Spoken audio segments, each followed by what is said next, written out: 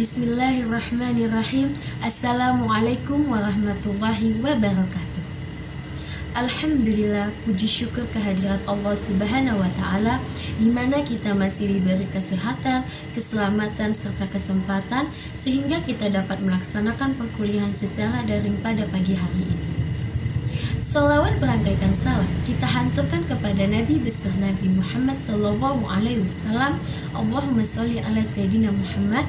Semoga dengan kita bersolawat kepadanya, kita mendapatkan syafaat di yaumil akhir kelak. Amin amin ya rabbal alamin. Adapun topik yang akan kami bahas yaitu mengenai syarat, tugas, dan tanggung jawab konselor Islami. Saya RS Rabiatuddin Adewiyah Harahap dari kelompok 2 sebagai moderator akan membawa jalannya presentasi dari awal hingga akhir selesai. Sebelum kita masuk ke materi, saya akan memperkenalkan teman-teman dari kelompok 2 terlebih dahulu. Pada pemateri pertama, ada saudari Eka Mutia Asmara. Pada pemateri kedua, ada saudari Sulistia Harpani. Pada pemateri ketiga, ada saudari Dinda Permatasari. Pada pemateri keempat, ada saudari Rahmidia. Selanjutnya adalah saya sendiri, RS Rabiatuddin Adewiyah Harahap sebagai moderator. Selanjutnya, pada pemateri kelima ada saudari Siva Syafriani Simatupang. Dan yang terakhir adalah pemateri keenam, yaitu saudari Haliza Khairunisa. Baiklah, kita akan memasuki pada materi. Saya harap teman-teman dapat mendengarkan dan menyimak hasil diskusi yang telah kami susun tersebut. Baiklah, kepada pemateri saya persilahkan dengan segala hormat. Assalamualaikum warahmatullahi wabarakatuh. Nama saya Eka Mutia Asmara. Di sini saya sebagai pemateri 1A, syarat konselor Islami.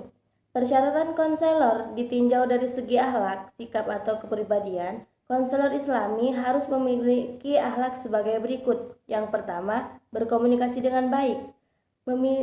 Karena ketika melakukan proses konseling, hendaknya konselor melakukan komunikasi yang baik. Yang kedua, kasih sayang, ar-rahmah. Sifat yang wajib dimiliki oleh setiap konselor. Karena orang yang hatinya keras tidak bisa menjadi konselor. Yang ketiga, lemah lembut. Sikap yang tidak bisa dipisahkan dari sikap kasih sayang yang harus dimiliki oleh setiap konselor. Yang keempat, sabar. Yang kelima, tawadu. Untuk mengunggah simpati klien, sifat tawadu dari seorang konselor juga diperlukan. Yang keenam, toleran dalam melaksanakan konseling. Seorang konselor juga dituntut untuk bersikap toleran terhadap kliennya. Yang ketujuh, demokratis dan terbuka. Sebagai seorang konselor yang bijaksana, juga diperlukan sikap toleransi yang tinggi kepada klien. Yang kedelapan, jujur. Yang dimaksud jujur di sini adalah bahwa konselor itu bersikap transparan, autentik, dan asli. Yang kesembilan, dapat dipercaya atau amanah. Yang kesepuluh, adil. Seorang konselor harus bersikap adil dalam melakukan proses konseling kepada kliennya. Prinsip keadilan ini sangat penting memahami masalah yang dihadapi klien, lalu memperlakukannya sesuai dengan prinsip keadilan itu sendiri. Assalamualaikum warahmatullahi wabarakatuh. Saya Sulistia Harpani. Di sini saya akan menjelaskan mengenai persyaratan konselor ditinjau dari segi pengetahuan. Yang pertama, pendidikan formal, yaitu pengetahuan yang diperoleh melalui program pendidikan formal dari jurusan bimbingan dan konseling, ataupun penataran kursus-kursus dan latihan berjangka di bidang tersebut, yang juga meliputi berbagai ilmu pengetahuan, psikologi, bimbingan, dan konseling. Yang kedua, yaitu pendidikan non-formal, yaitu pengetahuan yang dapat diperoleh dengan cara pengalaman bekerja, usaha, dan belajar melalui buletin, surat kabar, brosur-brosur yang sesuai dengan bidang bimbingan dan konseling, yang juga meliputi berbagai ilmu pengetahuan, psikologi, bimbingan, dan juga konseling. Assalamualaikum warahmatullahi wabarakatuh. Saya Dinda Permatasari akan menjelaskan tentang persyaratan konselor ditinjau dari segi keterampilan. Seorang konselor harus memiliki keterampilan-keterampilan dalam bidang konseling. Keterampilan yang harus dimiliki oleh setiap konselor yakni A. keterampilan antar pribadi, yaitu semua keterampilan yang dibutuhkan untuk membangun relasi dengan klien sehingga klien dapat terlibat dalam proses konseling. B. Keterampilan mengamati, yaitu di mana konselor dituntut untuk sungguh-sungguh sadar akan apa yang sedang dikatakan klien, khususnya melalui gerakan-gerakan tubuh mereka, raut wajah, kualitas vokal, dan ketidaksesuaian antar bahasa tubuh dengan ungkapan-ungkapan verbal klien. C. Keterampilan intervensi, yaitu di mana konselor mampu melibatkan klien dalam pemecahan masalah. D. Keterampilan integrasi, yaitu di mana konselor mampu menerapkan strategi pada situasi-situasi khusus sambil mengingat konteks budaya dan sosioekonomi klien. Assalamualaikum warahmatullahi wabarakatuh. Saya Rahmidiah, di sini akan menjelaskan mengenai tugas konselor. Nah, dalam praktek, kebanyakan konselor hanya sedikit melakukan konseling. Yang terbesar ialah menggantikan tugas mengajar, menegakkan disiplin, memimpin kelompok kerja, dan lain-lain. Berikut ini adalah beberapa tugas konselor secara umum, yaitu A. Peranan konselor dalam praktik. B. Konselor sebagai administrator sekolah. C. Konselor sebagai generalis. D. Konselor sebagai agen pembaharuan. E. Sebagai spesialis dalam psikologi. F. Konselor sebagai ahli perilaku terapan, yaitu tugas konselor adalah menerapkan teori dan hasil-hasil riset sehingga dapat membantu individu dan lembaganya mencapai tujuan.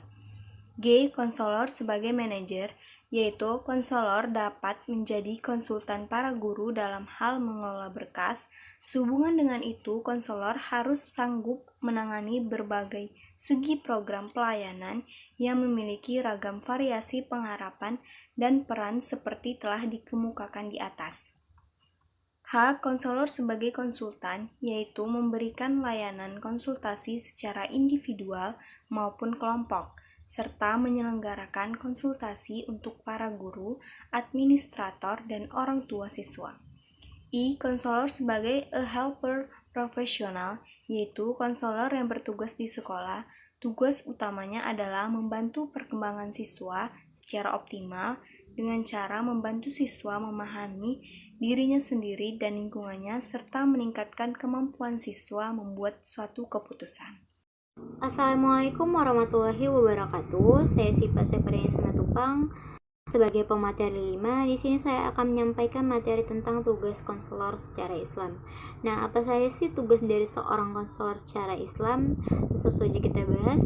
Yang pertama yaitu untuk membantu individu ataupun si konseling mencegah timbulnya problem-problem yang berkaitan dengan kegiatan belajarnya, sosialnya, agamanya maupun hal lainnya. Nah, yang kedua yaitu untuk membantu individu memecahkan masalah-masalah yang terjadi yang berkaitan dengan kegiatan agamanya, belajarnya, sosialnya maupun hal lainnya. Nah, yang ketiga yaitu untuk membantu si individu memelihara situasinya agar tetap baik dan mengembangkannya jauh lebih baik. Nah, maksud memelihara di sini yaitu menjaga situasinya agar tetap baik, agar tetap lebih baik. Baik itu dari aspek sifatnya, tingkah lakunya, moralnya, agamanya, cara belajarnya, dan hal lainnya. Nah, yang keempat yaitu untuk meningkatkan keimanan dan ketakwaan si konseling agar dia menjadi individu yang taat kepada agamanya. Nah, pada intinya tugas utama dari seorang konselor secara Islam yaitu untuk membimbing si konseling mengarahkan hidupnya agar jauh lebih baik dengan berpedoman kepada Al-Quran dan Sunnah, di mana Al-Quran dan Sunnah ini menjadi pedomannya untuk memecahkan masalah-masalah yang terjadi di dalam hidupnya dan sekaligus menjadi pengarah dalam hidupnya. Assalamualaikum warahmatullahi wabarakatuh. Saya Haliza Khairunisa sebagai penyaji pemateri ke-6. Di sini saya akan membahas tentang tanggung jawab konselor. Konselor sekolah adalah petugas profesional yang artinya secara formal mereka telah disiapkan oleh lembaga atau institusi pendidikan yang berwenang. Oleh karena itu, tugas-tugas yang diembannya pun mempunyai kriteria yang kriteria khusus dan tidak semua orang atau semua profesi dapat melakukannya. Tanggung jawab konselor kepada siswa yaitu 1. Memiliki kewajiban dan kesetiaan utama dan terutama kepada siswa yang harus diperlakukan sebagai individu yang unik. Yang kedua, memperhatikan sepenuhnya segenap kebutuhan siswa atau kebutuhan yang menyangkut pendidikan, jabatan atau pekerjaan, pribadi dan sosial, dan mendorong pertumbuhan dan perkembangan yang optimal bagi setiap siswa. Dan yang ketiga, memberi tahu siswa tentang tujuan dan teknik layanan bimbingan dan konseling, serta aturan ataupun prosedur yang harus dilalui apabila ia mengkehendaki bantuan bimbingan dan konseling. Baiklah, saya akan melanjutkan mengenai tanggung jawab konselor. Yang keempat yaitu menjaga kerahasiaan data tentang siswa. Yang kelima, memberitahu pihak yang berwenang apabila ada petunjuk kuat sesuatu yang berbahaya akan terjadi. Yang keenam, menyelenggarakan pengungkapan data secara tepat dan memberitahu siswa tentang hasil kegiatan itu dengan cara sederhana dan mudah dimengerti. Yang ketujuh, menyelenggarakan layanan bimbingan dan konseling secara tepat dan profesional. Yang kedelapan, melakukan referral kasus secara tepat. Yang kesembilan yaitu mengenal keadaan dan persoalan peserta didik, karena hal itu merupakan faktor-faktor yang perlu dipertimbangkan dalam membuat program bimbingan. Baiklah, adapun kesimpulan dari hasil materi kami yaitu menjadi seorang konselor adalah profesi yang sangat mulia dan sangat bermanfaat bagi semua orang. Dalam dunia pendidikan, kita berprasangka bahwa seorang konselor adalah sosok yang menyeramkan dan kejam, padahal sejatinya seorang konselor itu orang yang berwibawa, tegas dalam menindak siswa yang melanggar peraturan sekolah dan bermasalah di sekolah. Dalam melaksanakan layanan dan kegiatan bimbingan konseling yang menjadi tugas dan tanggung jawabnya, guru bimbingan konseling menjadi pelayan bagi pencapai tujuan pendidikan secara menyeluruh, khususnya bagi terpenuhinya kebutuhan dan tercapainya tujuan-tujuan perkembangan masing-masing peserta didik yang sesuai dengan kebutuhan, potensi, bakat, minat, dan kepribadian peserta didik di sekolah. Alhamdulillahirabbil alamin. Kami ucapkan terima kasih kepada Bapak Ramadan Lubis MAG selaku dosen mata kuliah bimbingan dan konseling Islam yang telah memberikan tugas kelompok kepada kami sehingga kami dapat menyelesaikan materi yang telah diberikan. Saya ucapkan terima kasih juga kepada teman-teman dan penonton yang telah menyimak dan mendengarkan hasil diskusi yang telah kami paparkan. Saya RS Rabiatuddinil Adawiyah Harahap dari kelompok 2 sebagai moderator memohon maaf apabila ada kesalahan kata-kata maupun kurang maksimalnya kami pada presentasi hari ini. Semoga kita semua selalu dalam lindungan Allah Subhanahu wa Ta'ala dan selalu diberikan kesehatan dan keselamatan. Amin amin ya rabbal alamin. Saya tutup presentasi hari ini. Wassalamualaikum warahmatullahi wabarakatuh.